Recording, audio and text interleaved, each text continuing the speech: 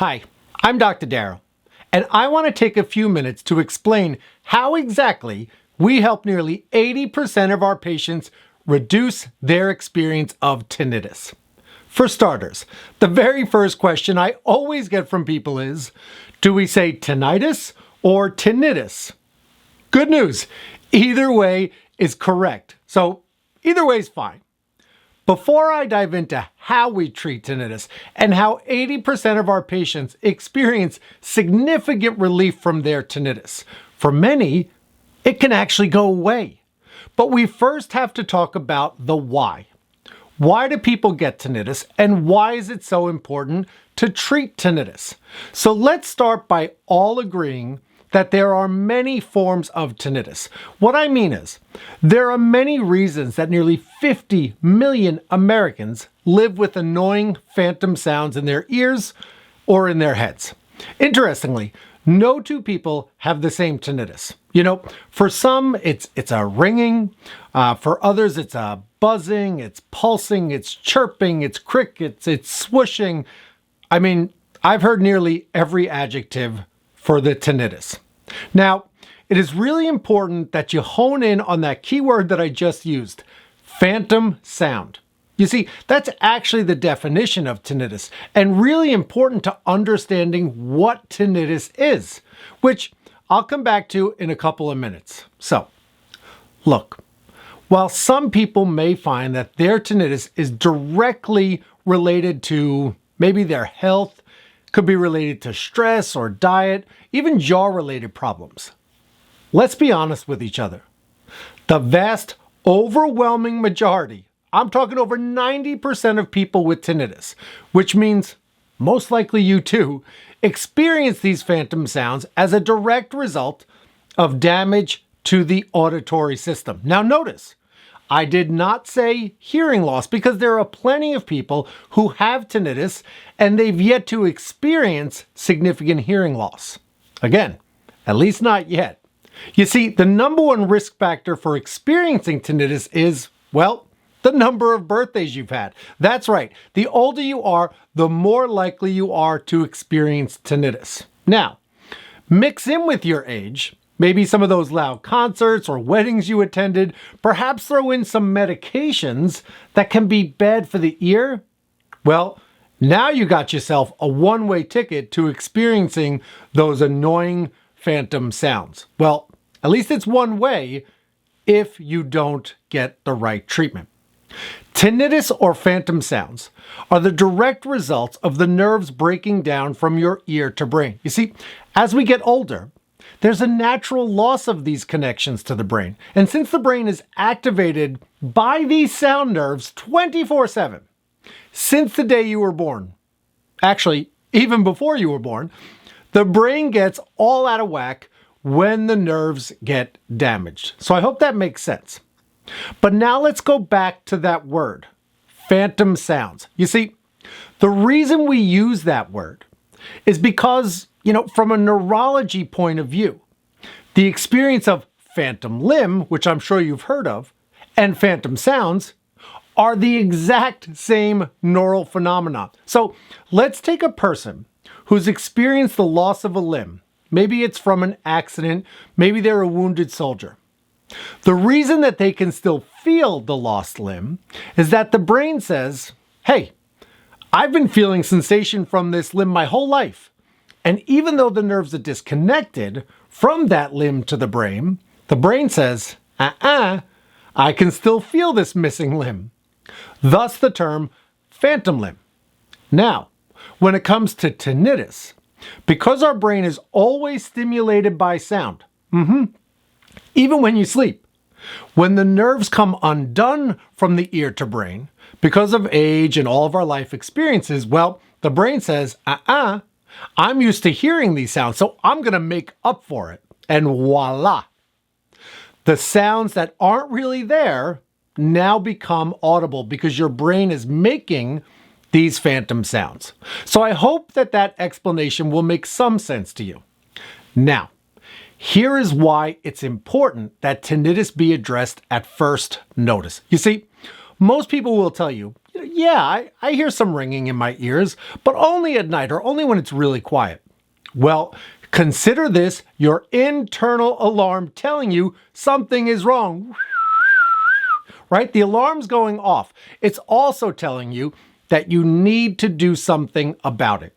The truth is, when left untreated, tinnitus will only get worse and it will become more bothersome. If you look at all the data and just ask people who experience tinnitus, over 55% of people with tinnitus, they actually categorize it as being bothersome and interfering with their life. I have to be honest with you. Once tinnitus gets bothersome, that simply means there's a ton of damage. And when it comes to any major medical condition, the prognosis is always the same. Catch it early and treat it early for the best results. Which brings us to how we effectively treat tinnitus. Now, I'm not going to bore you with all the juicy medical research details. But if you look at the medical papers and review the approved protocols for medically treating tinnitus, you will see what treatments are not effective and those that are effective. I'm not talking about just doing a Google search. I'm talking about looking at medical literature. First, let me tell you what does not work.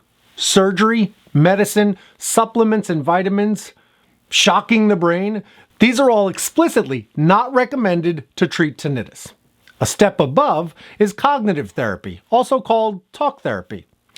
It's only recommended to help relieving the stress, right? The mental anguish that can come with tinnitus. But please note, this type of therapeutic intervention does not provide direct actual relief of the tinnitus.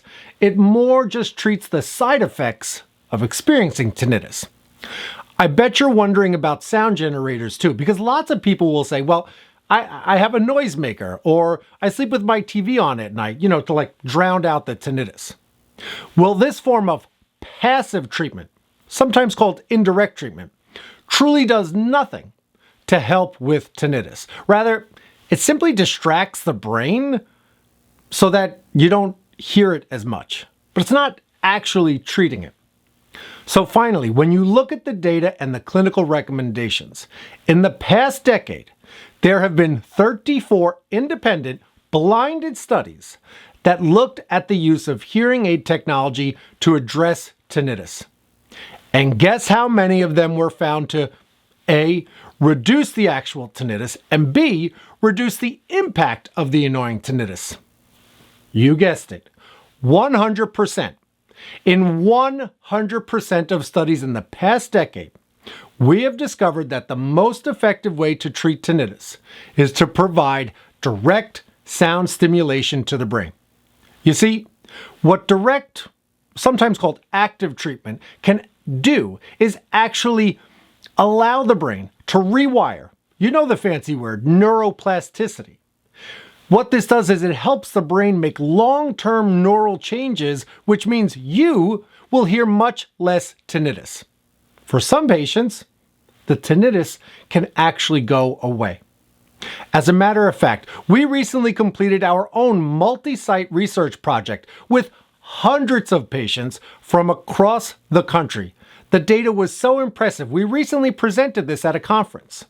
Imagine this, in nearly 8 out of 10 patients, that's 80% of patients, experienced direct relief from their tinnitus. What this meant was that they A, slept better, B, were able to focus and concentrate better at work and at home, C, they were less anxious and less stressed because of the tinnitus, and D, of course, they all heard better because there was less distraction from the tinnitus. Frankly, I've yet to meet a person with tinnitus who does not want all of these things. Now, let's go back to why this treatment is so important. While I just laid out for you the exact results that you can expect when seeking treatment in our centers, if you dig a little bit deeper, because tinnitus is most often the result of damage to the auditory system, what this really means is that your tinnitus is a precursor for what's about to come. Some of you might know what I mean. which is first comes the tinnitus and then comes the embarrassing hearing loss. And both tinnitus and hearing loss can increase your risk of falling, increase your risk of losing your home, becoming hospitalized, and even significantly increase your chances of developing dementia. Which is why we recommend to all of our patients to seek treatment for tinnitus, even at the earliest signs of noticing it. So while there is no cure for tinnitus, just like there is no cure for most major medical conditions, like cancer or heart disease and so many more, there are incredibly effective treatments that can help so many people, perhaps even help you. And these treatments are shown to not only reduce the tinnitus, but they can help you to maintain confidence. They can help you to stay in your home longer, help to reduce your risk of dementia, and help you to stay passionately independent as you age. I hope you will take the time to reach out to one of our excellence in audiology centers across this great country to receive the treatment that you need to hear your best and to hear much less tinnitus.